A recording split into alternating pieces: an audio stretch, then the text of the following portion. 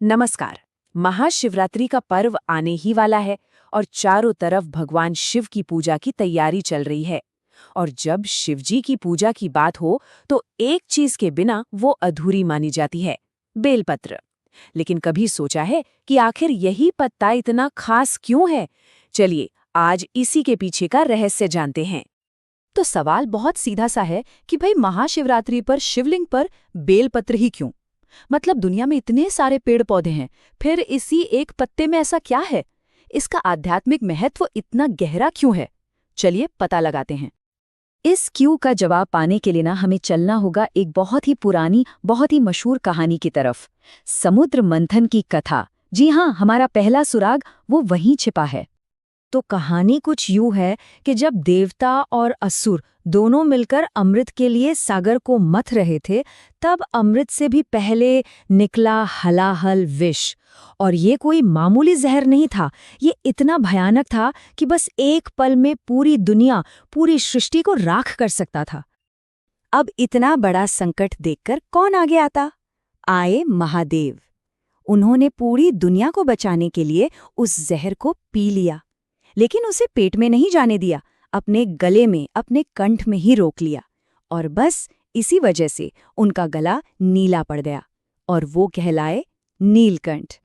पर कहानी यहाँ खत्म नहीं होती। वो विष, उसकी तासीर, उसकी गर्मी इतनी ज्यादा थी, इतनी ज्यादा कि खुद भगवान शिव का शरीर जलने लगा।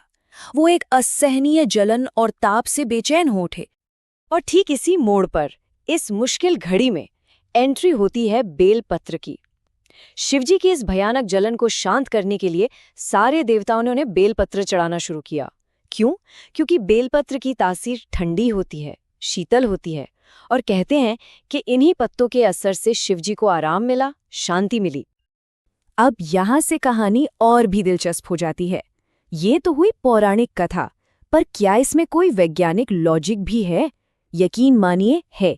चलिए अब ये देखते हैं कि कैसे हजारों साल पुरानी हमारी ये मान्यता और आज के मॉडर्न साइंस दोनों एक ही तरफ इशारा कर रहे हैं। देखिए, साइंस भी यही कहती है, बेलपत्र मेडिसिनल प्रॉपर्टीज से भरपूर है। इसकी तासीर वाकई में ठंडी होती है, मतलब ये बॉडी हीट को कम करता है। इतना ही नहीं, इसमें एंटीबैक्टीरियल गुण भी होते हैं। अब जरा कहानी को याद कीजिए। देवताओं ने शिवजी को क्या दिया था? शीतलता। और साइंस क्या कह रही है? इसकी तासीर ठंडी है। देख रहे कनेक्शन?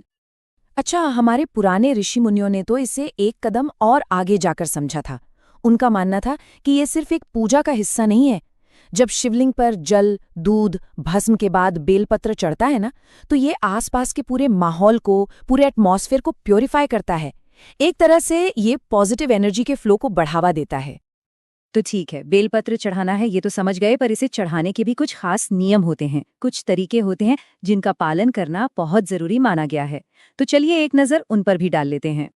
पहली बात, पत्ता एकदम साफ और ताजा हो। और सबसे जरूरी नियम कि उसमें 3 पत्तियां एक साथ जुड़ी होनी चाहिए।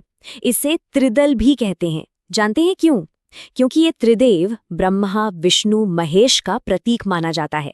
और यही वजह है कि कभी भी टूटा हुआ, सूखा या कटा फटा पत्ता अर्पित नहीं करते। और जब ये पत्ता चढ़ाते हैं तो एक खास मंत्र भी बोला जाता है। ध्यान से सुनिए।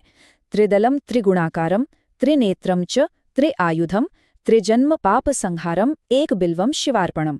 इसका मतलब भी बहुत गहरा है। ये कहता है कि ये 3 पत्तियों वाला पत्ता, जो त्रिदेव का स्वरूप है, जो 3 जन्मों के पापों को खत्म करने की ताकत रखता है, ऐसा एक बेलपत्र मैं शिव को अर्पित करता हूँ। वैसे तो बेलपत्र शिवजी को हमेशा ही प्रिय है, पर महाशिवरात्रि की रात, उस रात इसका महत्व हजारों गुना बढ़ जाता है। अरे भई, आखिर इसे शिव की महान रात्रि यूं ही तो नहीं कहते। मान्यता ये है कि इस एक रात को अगर पूरी श्रद्धा से बेलपत्र चढ़ाया जाए तो सारे पाप धुल जाते हैं, मुश्किलों से छुटकारा मिलता है, दिल की मुरादें पूरी होती हैं और यहाँ तक कि मोक्ष का रास्ता भी खुल जाता है। और इस एक भेंट का जो फल मिलता है ना, उसकी तो कोई तुलना ही नहीं है। उसका पुण्य, उसका आध्यात्मिक लाभ बहुत ही ऊंचे दर्जे का माना गया है। पता है, शास्त्रों में क्या कहा गया है? कि महाशिवरात्रि पर चढ़ाया गया सिर्फ एक बेलपत्र हजारों यज्ञ करने के बराबर फल दे सकता है। जरा सोचिए इस बात को। एक छोटा सा पत्ता, एक साधारण सी भेंट और उसका पुण्य हजारों यज्ञों के बराबर। ये है इस पत्ते की आध्यात्मिक शक्ति।